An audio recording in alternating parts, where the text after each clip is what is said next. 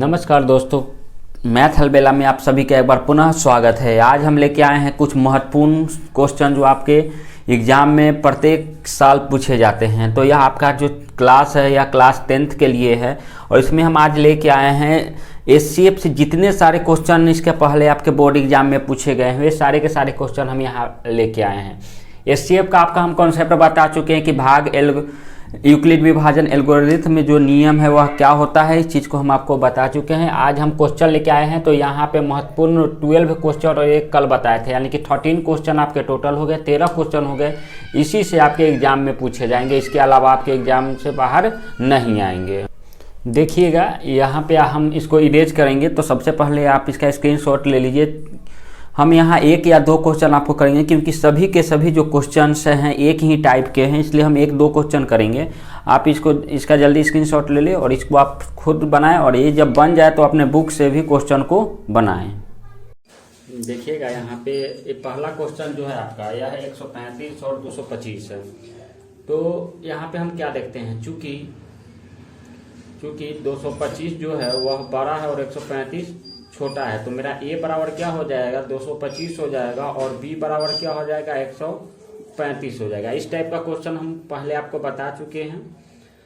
तो देखिएगा अब यहाँ पे भाग यूक्लिड विभाजन एल्गोरिथम से लिख देंगे। यूक्लिड विभाजन एल्गोरिथम से,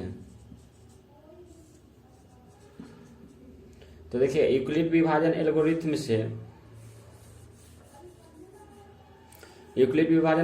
से हम लोग क्या जानते हैं कि a बराबर बी क्यू प्लस आर होता है। a बराबर बी क्यू प्लस आर होता है। तो यहाँ मेरा a कितना है, a है मेरा 225 और b कितना है, तो b है मेरा 135। अब यहाँ इसको बनाने के से पहले एक रफ करेंगे। हम रफ क्यों करेंगे कि हमारा जो क्वेश्चन है वह इजी हो जाएगा। हम लोग एचसीएफ बनाएंगे किस विधि से, तो भाग विधि से, ठीक है। तो यहाँ देखिएगा एचसीएफ हम बना रहे हैं 135 पर, हमें एक बार में 135 होगा। इसी टाइप का क्वेश्चन हम आपको पिछले वाले वीडियो में बता चुके हैं। तो 135 होगा, यहाँ पे घटाएंगे 0, 2 में से 3 नहीं है, 12 में से 3 गया तो 9 होगा। यहाँ पे 135 आएगा और 90 एक बार में 90 लगेगा। 5 में से 0 घटेगा 5, 3 में से 9 नहीं जाएगा, 13 में से 9 गया 4 और यहाँ आ जाएगा 90। तो 45 दूना 90 यानी 00, यानी कि यह जो आया मेरा यही क्या कहलाएगा, एचसीएफ कहलाएगा। यही क्या कहलाएगा, मेरा एचसीएफ कहलाएगा। तो देखते हैं।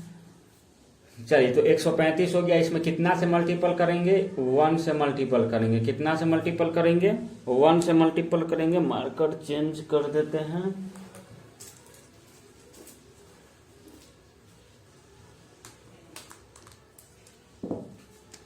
देखिए कितना से मल्टीपल करेंगे, तो 1 से मल्टीपल करेंगे। जब 1 से मल्टीपल करेंगे तो मेरा शेषफल क्या बच जाता है, शेषफल यहाँ देखिएगा, शेषफल 0 बच जाए, 90 बच जाता है। कितना बच जाता है, 90। अब यहाँ पे हम क्या करेंगे कि यह वाला जो होगा यह a का काम करेगा और जो मेरा रिमाइंडर होता है वह b का काम करता है, यानी कि r। एक चीज यहाँ याद रखिएगा, अगला टर्म में a बराबर b हो जाता है और b बराबर r हो जाता है, यानी कि b के जगह पर r का मान रखेंगे और a के जगह पर b का वैल्यू रखेंगे। इस चीज को आपको याद रखना। तो 135 क्या हो जाएगा, 90।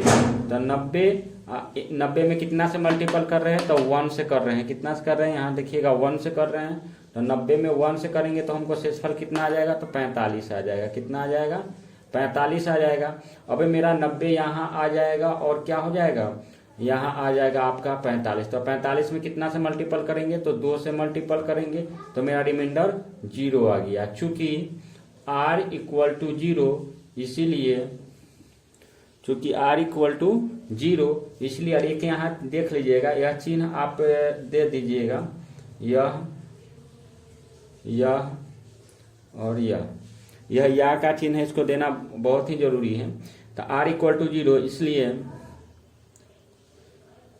इसलिए 225 और 135 का 225 और 135 का एचसीएफ बराबर कितना हो जाएगा, तो 45 होगा। कितना हो जाएगा, 45 हो जाएगा। देखिए यहाँ पे इसके एक और नियम हम सिखाए थे, वह नियम क्या था कि HCF ऑफ ऊपर में जैसे लिखा हुआ है 135 और 225 इक्वल टू 45 आंसर। दोनों आंसर आपको दोनों तरीके से आपको लिख सकते हैं, नो डाउट। तो यहाँ पे आपका यह एक क्वेश्चन क्लियर होता है। उम्मीद करते हैं कि यह क्वेश्चन बढ़िया समझ में आया। देखिए एक बार और समझ लीजिए, क्योंकि यह क्वेश्चन निश्चित आपके एग्जाम में आने वाले हैं। देखिए 135 और 225 का क्या निकालेंगे हम लोग, HCF निकालेंगे। तो सबसे पहले एक रफ कर लिए।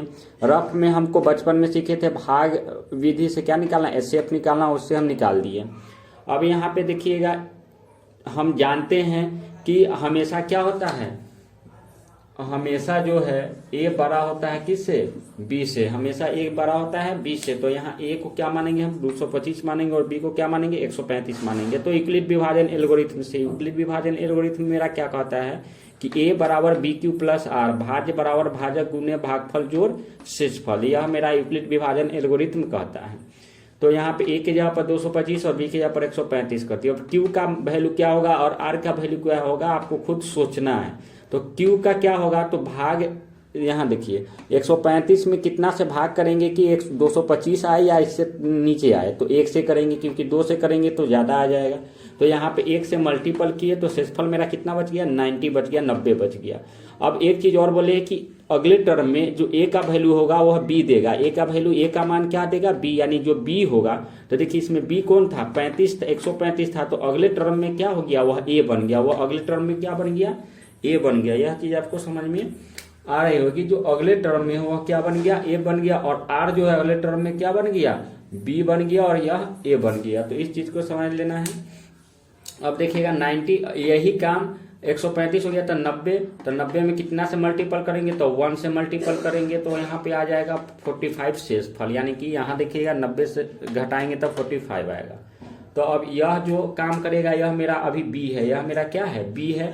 तो यह काम करेगा A का, और यह मेरा R है, तो यह काम करेगा किसका, यह काम करेगा B का। तो पहले ही हम यहाँ पे क्लियर कर चुके हैं। तो यह चीज आपको समझ में आ गया कि 90 बराबर क्या हो जाएगा, 45 गुने 2 प्लस और 0। अब चूंकि R बराबर क्या आ गया, मेरा 0 आ गया, तो हमको HCF प्राप्त हो गया। जो B होगा, लास्ट वाला जो B होगा मेरा, जो लास्ट वाला क्या होगा, B होगा, भाजक जिसको हम लोग कहते हैं, वह मेरा क्या होगा, HCF होगा। वह मेरा क्या होगा, HCF होगा, है ना।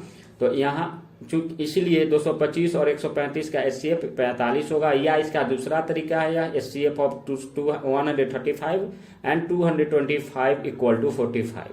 तो यह चीज आपको आ गया समझ में। एक और लास्ट क्वेश्चन लेके आएंगे हम लोग। कौन सा क्वेश्चन है, तो 867 और 223 है। यह भी आपके एग्जाम में पूछे गए हैं, 867 और 223। यह क्वेश्चन लेके आएंगे, तो इसको जल्दी से नोट डाउन कीजिए। चलिए तो नेक्स्ट देखते हैं 867 और 223 का जो HCF होगा कैसे निकलेगा। तो यहां भी वैसे ही लिखेंगे, चूंकि हम जानते, या डायरेक्ट आप लिख सकते हैं, चूंकि 867 जो है वह बड़ा है किससे, 223 से, इसीलिए A बराबर 867 और B बराबर कितना हो जाएगा, 223 हो जाएगा। यहां लिख सकते हैं, चूंकि A बड़ा होता है B से, A बड़ा होता है किससे, B से। यह चीज आप लिख सकते हैं। तो देखिएगा अब क्या लिखेंगे, इसीलिए अतः पिछले क्लास में जो हम बताए थे, उसमें हम बताए थे आपको डिटेल में, ऐसे भी आप बना सकते हैं, और जो पिछले वीडियो में आपको मिले हैं वैसे भी बना सकते हैं। अतः यूक्लिड विभाजन एल्गोरिथम से क्या लिखेंगे, यूक्लिड, इस लाइन को लिखना बहुत ही जरूरी है। यूक्लिड विभाजन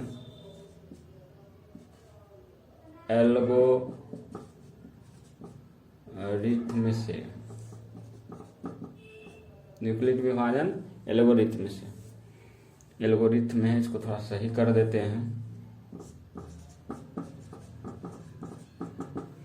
यूक्लिड विभाजन एल्गोरिथम से। तो यूक्लिड विभाजन एल्गोरिथम में मेरा क्या कहता है, तो यूक्लिड विभाजन में मेरा एल्गोरिथम कहता है कि A बराबर BQ प्लस R, A बराबर BQ प्लस R। यह चीज आ गया समझ में। तो यहाँ पे या ए के जगह पर क्या रखेंगे 867 रखेंगे और बी के जगह पर क्या लिखेंगे 223। अब यहाँ पे हम फिर रफ करेंगे, कैसे रफ करेंगे तो यहाँ ध्यान दीजिएगा 223 में 867 से क्या करेंगे एचसीएफ निकालेंगे भाग विधि से। किस विधि से? भाग विधि से। तो देखिएगा यहाँ पे 200 के पहाड़ा में 4 बार में तो आ जाता है 800, 23 चौका हो जाता है आपका 92, जो ज्यादा हो जाएगा तो 3 बार में लगेगा। कितना बार में लगेगा? 3 बार में लगेगा। यह चीज आपको आ गया समझ में? तो 3 बार में लगेगा तो 3 तिहाई 9, 3 दूना 6 और 3 दूना 6, 9 17 में से 9 जाएगा तो 9 8 17, 15 में 6 गया तो 9 और 7 में 6 गया तो 1। अब यहाँ आ जाएगा 223 तो 198 के पहाड़ा में एक बार में 198, 13 में से 8 गया तो 8 और 5 13, 11 में से 9 गया तो 2।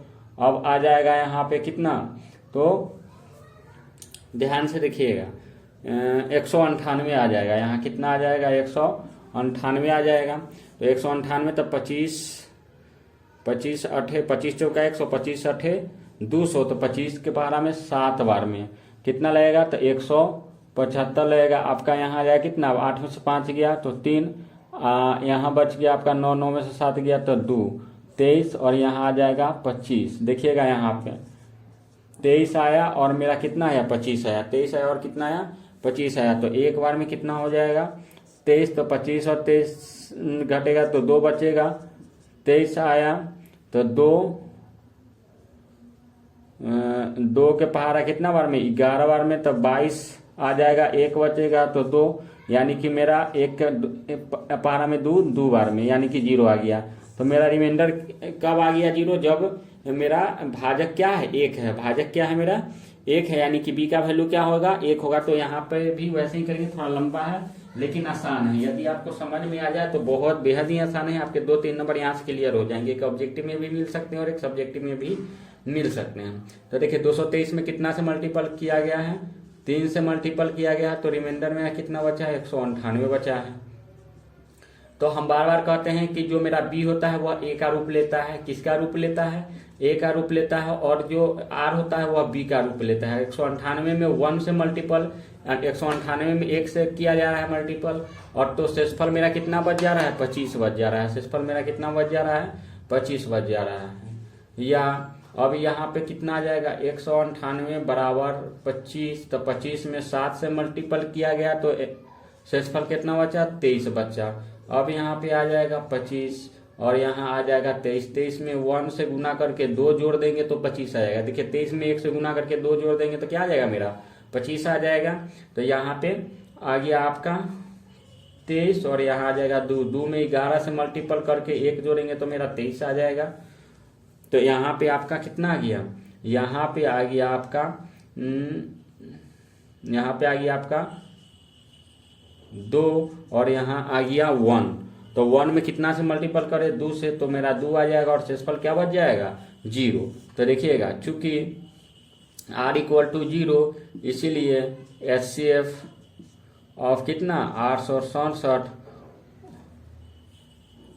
देखिएगा 867 और 223 का क्या हो जाएगा 1 हो जाएगा। क्या हो जाएगा 1 हो जाएगा। तो यह चीज आपको समझ में आ गया। उम्मीद करते हैं कि यहाँ बहुत अच्छे तरीके से आपको समझ में आ गया होगा। यह आपके लिए बहुत ही इंपॉर्टेंट है क्योंकि देखिए 867 और 223 दोनों आभाज्य संख्या, इसका इसलिए HCF क्या होगा 1 होगा। यह भी हम समझ सकते हैं। आ गया समझ में? सॉरी, ये आभाज्य संख्या नहीं है, यह आभाज्य संख्या है आपका। तो एक भाज्य संख्या और एक अभाज्य संख्या का जो HCF होता है वह 1 होता है। यह भी चीज हम आपको बता चुके हैं कि एक अगर ऑब्जेक्टिव में आए तो यहाँ ध्यान रखिएगा, ऑब्जेक्टिव में डायरेक्ट इसका आंसर क्या होगा 1 होगा। क्यों होगा 1? क्योंकि जो 867 मेरा भाज्य संख्या है। भाज्य संख्या क्यों है कि क्योंकि यह 3 से भी विभाज्य है, डिविजिबल है। लेकिन 230 किसी भी 1 और 223 को छोड़कर किसी चीज से भी डिविजिबल नहीं है, इसलिए मेरा क्या हो जाएगा दोनों, एक ये अभाज्य संख्या और एक यह भाज्य संख्या। तो अभाज्य संख्या और भाज्य संख्या का जो HCF होता है वह क्या होता है 1 होता है। तो यहाँ पे आपको बहुत अच्छे तरीके से समझ में आ गया। तो अब आपको 2 होमवर्क देते हैं। पहले होमवर्क तो इसके पहले आपको हम बता चुके हैं कि कितने 10-11 क्वेश्चन है उसको आपको बना लेने हैं। दूसरे होमवर्क है कि 2-3 बुक उठाइए और जितना भी HCF टाइप का क्वेश्चन है वो सबको आप बना जाइए। इसके बाद एक क्वेश्चन बैंक प्रीवियस ईयर का ले लीजिए, जो पिछले साल जो स्टूडेंट एग्जाम दिए होंगे उनके पास होगा, उसमें से जितने भी, वैसे आपको हम सारा का सारा क्वेश्चन दे चुके हैं, लेकिन आपको यह देखना है कि कोई क्वेश्चन छूट तो नहीं गया और उसको क्या करना है, सॉल्व करना है। तो आज के लिए इतना ही, आपसे लेते हैं विदा। जय हिंद, जय भारत।